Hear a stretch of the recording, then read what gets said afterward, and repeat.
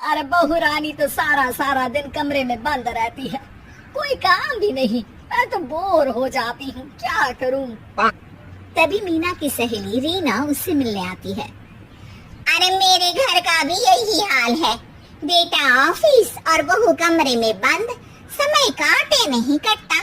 लेकिन अब सच मानो तो वक्त ही नहीं है कि वक्त से रोटी भी खा लूं।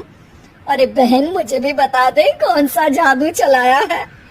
मैं भी अब जिंदगी के बचे कुछ दिन आराम से काट लूं। दीवारें देख देख कर तो बोर हो गई हूँ मैं। रीना मीना को एक स्मार्टफोन देती है। ये ले, ये है वो छड़ी जो जादू करती है। इसमें मैंने तेरा फेसबुक अकाउंट भी बनाया है, एंजल प्रिया के नाम से। बस अब यहाँ दोस्त बना और सबसे बातें कर। सास को पहले तो उतना समझ नहीं आता है, लेकिन धीरे धीरे वो उसकी आदत डाल लेती है। माँ जी जल्दी से खाना खा लीजिए, मुझे थोड़ा काम है। अरे तू जा, मैं खा लूंगी, अभी वक्त नहीं है। और सासू माँ मोबाइल में मुंह गड़ाई जवाब दे देती है। बहू समझ ही नहीं पाती और वहाँ से कमरे में चली जाती है। अचानक सास को किसी प्यारी पिंकी की फ्रेंड रिक्वेस्ट आती है। अरे वाह, ये तो कोई प्यारी सी लड़की लगती है, बात करती हूँ। सास फ्रेंड रिक्वेस्ट अपनाकर बात करने लगती है। अब क्या था, सास सारा दिन उस सहेली से बात करती, अपनी कहती उसकी सुनती। एक दिन सास फोन पर ही सरगड़ाए। अरे बहू, जरा मंदिर के लिए थाली सजा दे, आज कीर्तन है। बहू फोन पर किसी को मैसेज टाइप करती कहती है। माँ जी क्या है, अब मुझे क्या पता कि आपको कौन कौन से भगवान की पूजा करनी होती है।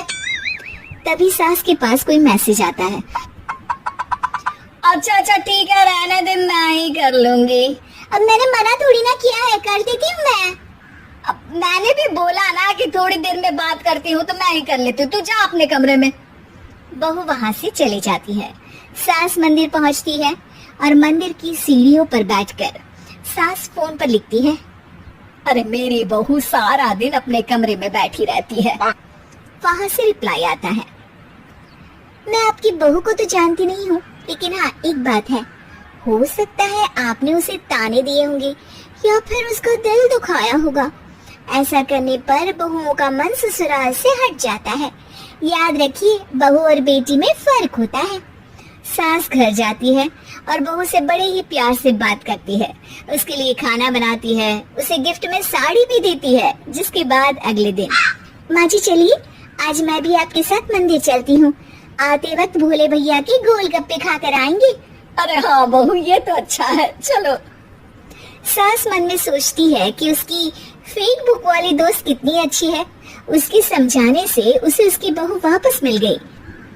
वो बहू को अपनी दोस्त के बारे में बताने का सोचती है, लेकिन फिर चुप हो जाती है।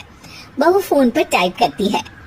मेरी सास मुझे नौकरानी समझती है, एक गिलास पानी तक खुद नहीं लेती। मन तो करता है कि बोल दो मैं बहू हूँ, कोई नौकरानी नहीं। वहाँ से रिप्लाई आता है। देखो, तुम्हारी सास को तो मैं भी नहीं जानती, लेकिन वो बुजुर्ग होंगी। पूरा जीवन उन्होंने घर गृहस्थी चूल्हा चौका में निकाल दिया। और फिर तुम ये भी मत भूलो कि जिस पति पर तुमको इतना गर्व है, उसे भी शिक्षा उन्होंने ही दी है। तो जिसने तुम्हें इतना दिया, क्या तुम उनकी थोड़ी सी सेवा नहीं कर सकती? बहू भी अगले दिन से सास का सारा काम करती, उनके पैर दबाती, उनका ख्याल रखती, उनके साथ घूमने जाती। एक दिन सास, बहू ये लो मेरा हीरे का हार। पहले तो सोचा था कि अपनी बेटी को दूंगी, लेकिन आज जब मेरे हाथ पैर में दर्द था तो तुम मेरा साथ दे रही थी। समय पर खाना पानी देकर तुमने ही मेरा बुढ़ापे में साथ दिया। उसके हिस्से का बहुत कुछ मैं उसे दे चुकी हूँ, लेकिन ये अब तेरा। बहू तो ये देखकर खुशी से उछली जाती है। वो सास को गले लगाकर कहती है, माँ जी आज सच में बहुत अच्छी है। भला हो उस एंजल प्रिया का जिसने मुझे आपसे वापस मिलवा दिया, वरना मैं तो हमेशा आपको गलत ही समझती। मैं तो सोचती थी काश वो एंजल प्रिया मेरी सास होती। क्या नाम लिया बहू? एंजल प्रिया तेरी फेसबुक फ्रेंड है? हाँ माँ जी, वो बहुत अच्छी है। उन्होंने ही मुझे बताया कि सास की कीमत क्या होती है। अरे बहू, कहीं तू प्यारी पिंकी तो नहीं? जी माँ जी, मैं ही हूँ प्यारी पिंकी। क्यों? सास बहू को गले लगाकर कहती है। मैं भी यही सोचती थी कि काश प्यारी पिंकी मेरी बहू होती। शुक्रिया बहू। सासू माँ, शुक्रिया तो हम दोनों को फेसबुक और सोशल मीडिया का करना चाहिए, जिसने हम दोनों को एक दूसरे से दिल से मिला दिया। अब तक दोनों को समझ आ गया था कि जो खुशी वो बाहर ढूंढ रहे थे, सच में तो वो उनके घर में ही थी।